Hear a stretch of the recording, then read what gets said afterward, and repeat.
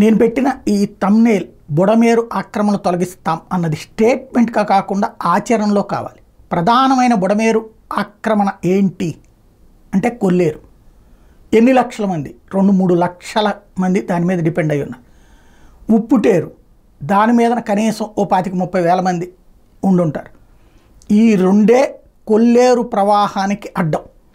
మిగతాది కొండపల్లి నుంచి ఏదైతే మైలవరం నియోజకవర్గం నుంచి కొల్లేరు వస్తుందో ఆ కొల్లేరు దారిలో ఆక్రమణలు ఏం లేవు, చేపల చెరువులు.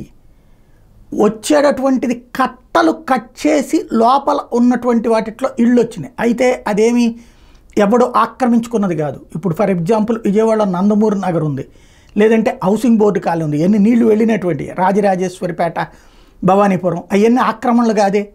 కొల్లేరు ఆక్రమణ అంటే మన బుడమేరు ఆక్రమణ అంటే కాలవగట్టు. ఆ కాలవగట్టుతో వచ్చిన నీళ్లు కాదు ఇది. ఏదైతే కట్టలు తెగటం వల్ల వచ్చింది, లేదా వెలగలేరు గేట్లు తెరవడం వల్ల వచ్చింది. అసలు విషయం డైవర్ట్ చేసేస్తున్నాం మనం. కొల్లేరే ప్రధానమైనటువంటి ఆక్రమణ నెంబర్ 1. నెంబర్ 2 ఇంకొక ఆక్రమణ ఏంటి? ఈ బుడమేరు ఎక్కడికి వెళ్ళి కలవాలి? కృష్ణానదిలో కలవాలి. అక్కడ ఏమి ఆక్రమణ ఉంది అది మనకందరికీ తెలుసు. కాబట్టి మాటలు కాకుండా చేతల్లో చేయగలిగితే అవి పూర్తి చేస్తే, ఏదైతే కృష్ణానదిలోకి వెళ్ళే రూట్ పూర్తి చేసేస్తే 100కి 90% బెనిఫిట్.